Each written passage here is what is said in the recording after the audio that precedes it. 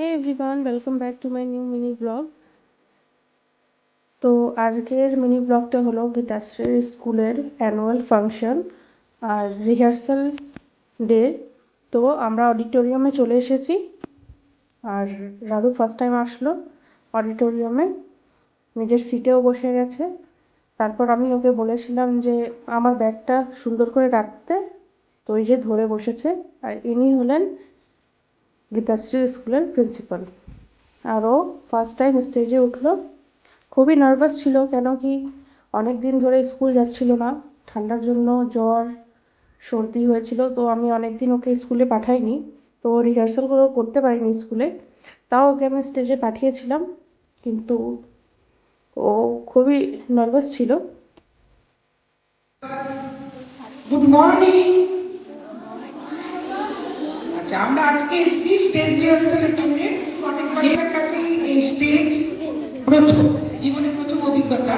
তা কালকে ফাইনালের দিন যাতে কোনো গন্ডগোল না হয়, তার জন্য আমাদের স্টেজ রিহার্সালটা বাচ্চাদের জন্য করতে হয়। ওরা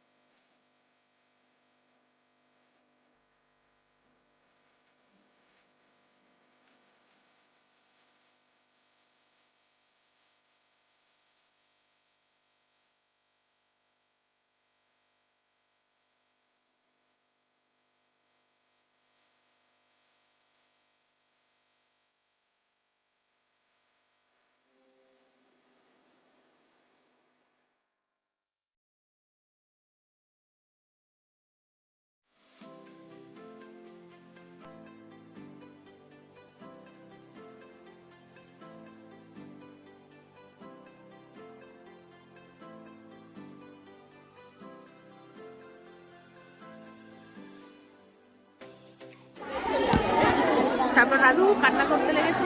কেন কাঁদছো বাবা? কেন?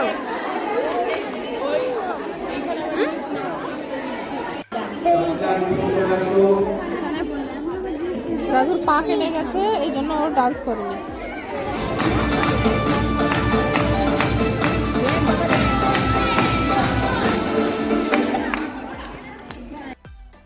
তো এই ক্লিপটা হচ্ছে পরের দিন অ্যানুয়াল ফাংশনের, আর গীতাশ্রীকে আমি খুব সুন্দর করে সাজিয়ে নিয়ে গেছিলাম।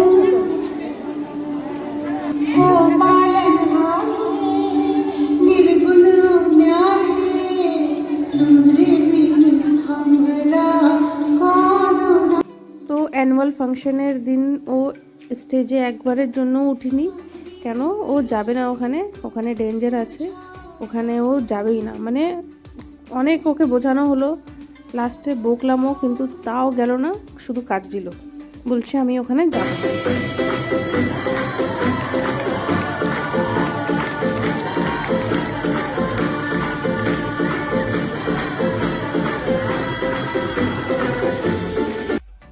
তো এই ছিল আজকের মিনি ব্লগটা। তো কিছু কিছু ক্লিপসগুলো আমি অ্যাড করেছি, তো কেমন লাগলো তোমাদের অবশ্যই জানিও। এটা ওর ফার্স্ট এক্সপিরিয়েন্স, তাই আমি শেয়ার করলাম।